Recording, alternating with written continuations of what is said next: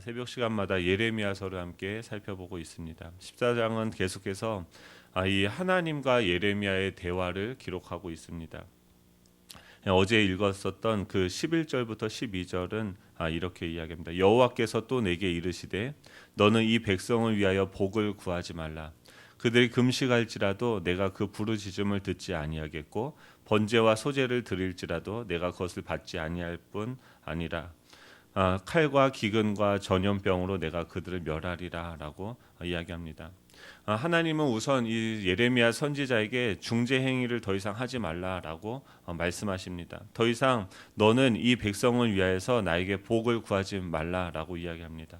또한 그들이 금식할지라도 그 부르짖음을 듣지 않고 또 그들이 번제와 소제를 드릴지라도 하나님께서 그것을 받지 아니할 뿐 아니라 칼과 기근과 전염병으로 내가 그들을 멸할 것이다라고 이야기합니다.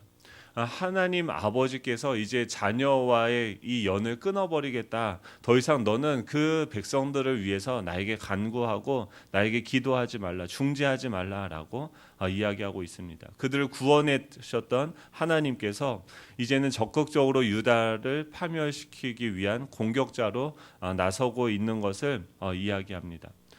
그것에 대한 예레미야가 그렇게 하나님께서 말씀하십니다. 11절 12절에 그렇게 이야기하신 것에 대한 예레미야의 반응이 바로 13절이죠. 13절 우리 같이 읽어보겠습니다. 시작. 이에 내가 말하되 슬프도소이다. 주 여호와여 보시옵소서. 선지자들이 그들에게 이르기를 너희가 칼을 보지 아니하겠고 기근은 너희에게 이르지 아니할 것이라. 내가 이곳에서 너희에게 확실한 평강을 주리라 하나이다.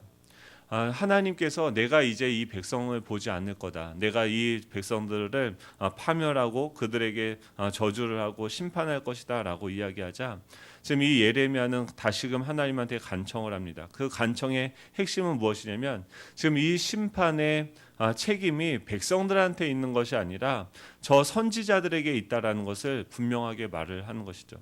하나님 보십시오. 그 선지자들이 이렇게 이야기했습니다. 칼을 보지 않을 것이고 기근에 이르지 아니할 것이고 또 이곳에 확실한 평강을 줄 것입니다라고 그 선지자들은 이야기를 했고 백성들은 그 말을 믿은 것밖에 없습니다. 하나님 그들에 대한 분노를 거둬주십시오라고 예레미야는 하나님께 간청을 하는 것이죠. 그러자 15절은 이제 하나님이 다시금 대답하시죠. 15절 16절입니다. 그러므로 내가 보내지 아니하였어도 내 이름으로 예언하여 이르기를 칼과 기근이 이 땅에 이르지 아니하리라 하는 선지자들에 대하여는 여호와께서 이같이 말씀하셨노라. 그 선지자들은 칼과 기근에 멸망할 것이요 그들의 예언을 받은 백성은 기근과 칼로 말미암아 예루살렘 거리에 던짐을 당할 것인즉 그들 장사할 자가 없을 것이요 그들의 아내와 아들과 딸이 그렇게 되리니 이는 내가 그들의 악을 그 위에 부음이니라라고 이야기합니다. 지금 하나님께서는요 지금 예레미야가 이야기하는 것들 그 여호와께서 내게 이르실 때 선지자들이 내 이름으로 거짓 예언을 한다라고 이야기하면서 지금 그 예레미야가 저 선지자들이 문제 아닙니까? 라고 얘기했을 때 하나님이 맞다 그들은 거짓 선지자다라고 이야기를 하는 것입니다. 그들이 거짓 선지자인 그 근거는 무엇이냐면 하나님이 그들을 보내지 아니했다라는 거예요. 하나님과 어떤 관계성에서 나오는 어떤 말씀 그들이 받은 그 계시로서 그 이스라엘 백성들 유다 백성들에게 선포하는 것이 아니라 그들은 거짓 계시 하나님으로부터 온 것이 아니라 그 당시에 다른 종교들 그 당시에 그 선지자들은 종교적인 제의를 자신들이 그냥 십자가를 의지하면서 하나님께 나아가는 것으로 부족해서 그 동물의 제사로서 하나님한테 나아가는 것 예루살렘에서만 하나님을 예배하는 것이 너무나도 작고 더 많은 복을 얻기 위해서 그들은 자신에게 편리한 방식으로 아무 산에서나 여러 가지 가까운 이곳 저곳에 수많은 그 예배당을 만들어 놓고 그곳에서 하나님께 드리는 그 종교적인 제의가 그 하나님께서 말씀하셨던 예루살렘에서 드리는 예배는 뭐예요? 동물을 죽이고 그 동물에게 내 죄를 안수하고 그 동물을 죽이고 내 죄를 비참해하며 안타까워하며 하나님께 예배 드리는 거죠. 근데 지금 이 남유다 백성들은 그 이방인들의 예배하는 방식까지도 다 가지고 들어온 거죠. 그래서 그들과 같이 뛰고 춤을 추고 즐거워하며 또 그 신전의 그 창기들과 불적절한 관계를 맺으면서 그것은 철저하게 그 예배가 자신들의 마음을 기쁘게 하고 자신들의 그 쾌락을 추구하는 것임에도 불구하고 하나님께 예배를 드리고 있다라고 이야기하면서 이 선지자들은 왜 이 거짓 메시지를 보냅니까? 이제 그 산당이 너무나도 많아진 거예요. 그러니까 선지자들도 예루살렘에서 이들이 다 와서 그곳에서 예배를 드려야 되는데, 그리고 그 재물을 가지고선 이 선지자들은 먹고 사는 것인데, 이제 이 예루살렘에서만 예배를 드리는 것이 아니라 곳곳에서 수많은 그 예배당 속에서 선지자들, 자기가 선지자라고 이야기하며 또 자신의 가족들 중에서 아무나 그 제사장으로 세우면서 그곳에서 자신들의 그 예배를 드리는 것이죠. 그러다 보니까 선지자들도 뭘 해야 됩니까? 먹고 살아야 되는 거죠. 결국 그들은 그 백성들이 좋아하는 메시지, 하나님께서 그들에게 말씀하신 것을 담아서 그들에게 전하는 것이 아니라 그 백성들이 좋아하는 메시지들을 계속해서 선포하게 되어진 거죠. 그것에 대해서 지금 이 예레미야는 저 선지자들이 문제입니다라고 하나님한테 이야기하지만, 하나님은 그것이 아니라 모든 사람들 마음속에 있는 하나님을 버리고 결국은 자신을 추구하는 이 거짓 선지자들의 메시지의 핵심은 무엇입니까? 결과적으로는 비슷해 보입니다. 하나님이 당신들을 그 칼과 기근에서 지키고 보호할 것입니다. 당신들에게 평강을 주실 것입니다. 하나님은 여러분들과 함께 하십니다. 이런 메시지들, 우리도 계속해서 이 메시지를 전하는 거죠. 근데 그 중심에 무엇이 빠져 있습니까? 이 자신의 죄됨을 확인하고, 예배의 핵심은 무엇입니까? 내가 하나님 없이는 살아갈 수 없는 존재라는 것을 우리는 날마다 깨닫는 거죠. 이 무죄한 동물이 왜 하필 나를 위해서 죽어가는가? 이 동물의 숨이 멎어져 가는 것을, 그를 내가 직접 칼로 목을 자르고 또 그 안에 있는 내장들을 꺼내는 것을 내가 실질적으로 경험하면서 이 죄의 참혹함이 무엇인지, 하나님이 없는 인생이 얼마나 두렵고 얼마나 무서운 것인지를 날마다 기억하면서, 또한 그 하나님이 그런 우리를 위해서, 그렇게 죽을 수밖에 없는 우리를 위해서 어떤 일을 행하셨는가, 하나님께서 약속을 하시지 않았습니까? 언약을, 이 예레미야가 하나님 언약을 기억하십시오. 그 말은 무엇입니까? 이 동물이 죽는 것처럼 내가 죽어야 되는데 하나님께서 나를 위해서 메시아를 예비하셨습니다. 하나님 예수 그리스도를 나에게 하나님께서 허락하셨습니다. 나는 죽을 수밖에 없는 죄인이지만 하나님의 그 은혜로 내가 살게 되어졌습니다. 그런 나를 구원하신 그 주님이, 이제는 핵심은 무엇이에요? 그분이 나의 주인이신 거죠. 하나님을 떠나는 사람들, 그 백성들의 마음, 또 하나님을 떠난 그 예배를 드리는 사람들의 마음, 그 거짓 선지자들의 그 마음의 중심에는 무엇이 있습니까? 내가 있는 거죠. 내가 좋고 나에게 유익을 가져다주고 내가 추구하는 그 소원들을 이룰 수 있는 그 도구를 찾아 그들은 예배하는 것이었습니다. 중심에 지금 그 가나안 땅을 주신 이 모든 만물을, 지금 구원하시자마자 가장 먼저 가르쳐준 것이 무엇입니까? 이 모든 만물의 주인은 바로 나 여호와다. 태초에 하나님이 천지를 창조하시니라. 이스라엘 백성들을 구원하시고 나서 가장 먼저 가르치셨던 것은 하나님이 이 모든 만물의 주인이시고 내가 너의 주인이야 라는 것을 말씀하셨는데, 어느 순간 예배에서 그것이 빠진 거예요. 예수님을 나의 주인으로서 모신다고 하면 더 이상 우리는 많은 것을 고민하지 않아도 되는 거죠. 오직 하나님께서, 나의 주인이신 주님께서 나에게 명령하시는 것이 무엇인지를 집중해서 듣고 그것을 순종하기 위해서 나아오는 것이 예배가 되어지고, 그렇기 때문에 우리는 하나님의 말씀을 듣는 것이죠. 그리고 그 하나님께서 신실하시고 선하신 하나님이기 때문에 그 하나님의 말씀이 나에게 해가 되어지는 것이 아니라 결국 나를 살리고 이 땅을 치유하고 회복하시고 하나님의 나라를 이루어 가실 것이다라는 그 신실한 하나님에 대한 믿음으로서 하나님께 반응해야 되는 것이 우리 예배의 핵심인 거죠. 근데 그 하나님의 뜻이 무엇인지, 하나님 나에게 무엇을 말씀하십니까? 그것을 듣기를 위해서 예배에 나오는 것이 아니라 자신의 소원, 하나님 여전히 내가 주인이 되었고 내가 왕입니다. 그리고 그 소원을 이루기 위해서 하나님 빨리 저 용인에 있는 저 아파트 팔아야 되는데 하나님 지금까지 뭐 하고 계십니까? 하나님 내 딸이 지금 시집을 가야 되는데 하나님 그 지금 주무시고 계십니까? 하나님 앞에서 온갖 그 불쌍해 보이는 척을 하면서 하나님을 움직여서 자신의 목적을 이루려고 하는 그런 종교적인 제의로서 이들의 예배가 타락하게 되어졌다라는 거예요. 백성들만의 문제가 아니라 제사장의 문제고, 그런 그 상황에서 제사장들은, 이 선지자들은 무엇을 해야 됩니까? 그들의 행위가 잘못되었다는 것을 말해야 되는 거죠. 하지만 그들은 그렇게 하지 않았습니다. 그래서 하나님은 결국은 자신을 숭배하고 자신을 예배하는 그 백성들, 하나님을 자신의 삶의 영역에서 추방해버린 그들은 파멸할 수밖에 없을 것이다 라고 이야기하면서 그들의 선택이 실제가 되어지도록 하나님은 자신이 이제 그들을 보호하는 것을, 그들의 불성각이 되어주는 것을 그냥 내려놓게 되시는 거죠. 결과적으로 바벨론이 그들을 침공하게 되어지고 그들은 심판, 파멸을 당하게 되어집니다. 기근이 오고, 왜 기근이 옵니까? 하나님이 그 모든 것들을 공급하셨는데 그 은혜의 손길을 거두시겠다는 거예요.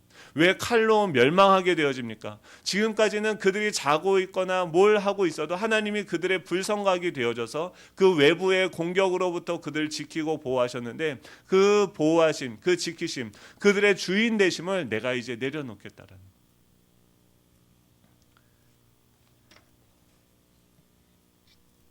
결국 그들은 칼과 기근에 멸망할 것이요, 그들의 예언을 받은 백성은 기근과 칼로 말미암아 예루살렘 거리에 던짐을 당할 것이니 그들을 장사할 자가 없을 것이요, 그들의 아내와 아들과 딸이 그렇게 되리니 이는 내가 그들의 악을 그 위에 부음이라.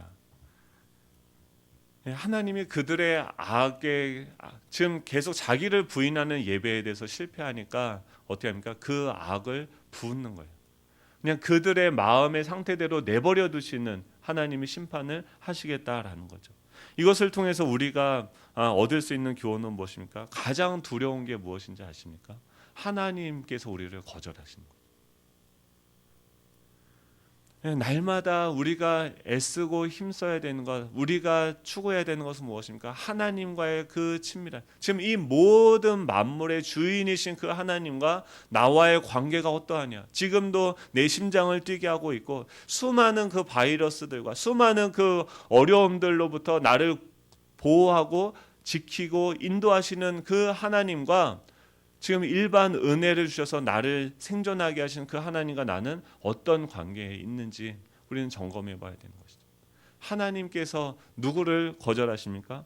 하나님이 필요 없다고 하는 사람들, 그 죄를 여전히 마음에 품고 있는 그 사람들을 거절하십니다. 아무리 여기서 멋있는 찬양과 멋있는 그런 예배를 드린다 할지라도, 아무리 세련된 그런 설교와 멋있는 그런 예배가 드려진다 할지라도 그 마음의 중심에 여전히 내가 하나님이면 그 예배는 하나님께서 받으시지 않는다라는 거예요.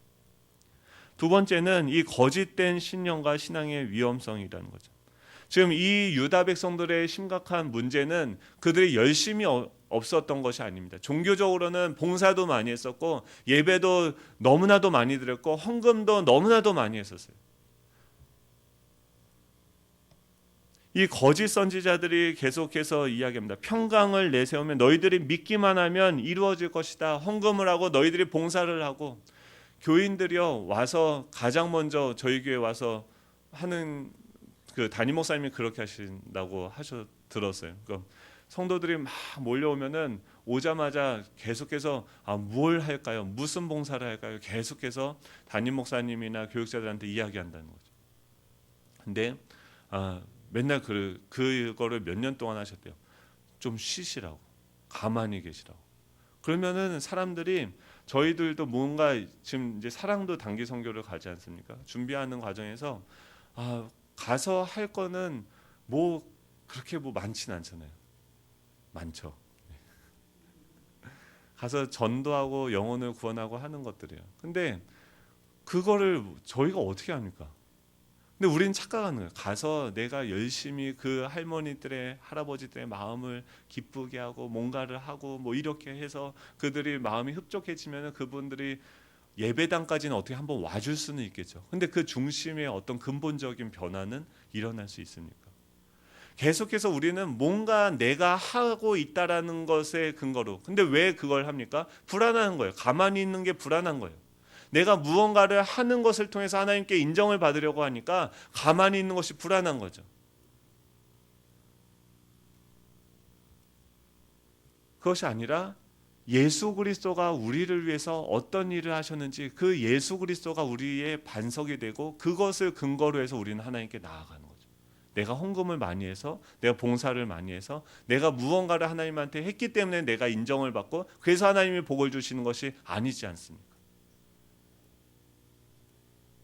정말 우리는 죄인이에요. 하나님 앞에 선한 것을 행할 수 없는 존재죠. 그럼에도 불구하고 하나님 우리를 택하여 주셨고 아들을 보내주셔서 그것을 근거로 그 하나님께 나아갈 수 있는 거죠. 샬롬이라는 단어의 뜻은 무엇이냐면, 샬롬은 샬람이라는 그 단어로부터 왔어요. 샬람은 대가를 지불하다라는 거예요. 우리가 이 샬롬이라는 이 평강을 누릴 수 있는 근거는 무엇입니까? 바로 예수 그리스도께서 그 대가를 지불하셨기 때문이죠. 바로 이 희생적인 그 제사를 통하여서 우리는 하나님과 관계가 회복이 되어지고 하나님으로부터 이 회복되어진 친밀한 그 관계로부터 오는 그 샬롬을 누릴 수 있게 되어진 것이죠. 그리고 우리가 지금도 샬롬을 누릴 수 있는 이유는 무엇입니까? 그 우리를 구원하신 그 예수님께서 지금 우리의 주인이 되시기 때문에, 그래서 우리를 인도해 가시기 때문에 우리는 미래의 일을 알지 못하죠. 지금도 내가 여전히 열심히 뭔가를 행하지만 그것은 완전하지 않죠. 불안하죠. 계속 실수투성인 거죠. 그럼에도 불구하고 우리가 샬롬을 누릴 수 있는 것이 무엇입니까? 나의 인생이 내가 잘하고 못하고에 따라서 나의 어떤 행위와 나의 능력에 근거한 것이 아니라 예수 그리스도가 나의 주인이시고 나의 왕이시고 나의 아버지이시기 때문에 그 주님이 나의 주인이기 때문에, 그렇기 때문에 우리는 샬롬을 누릴 수 있는 것이죠.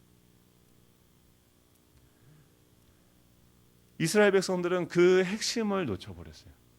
그래서 어떻게 합니까?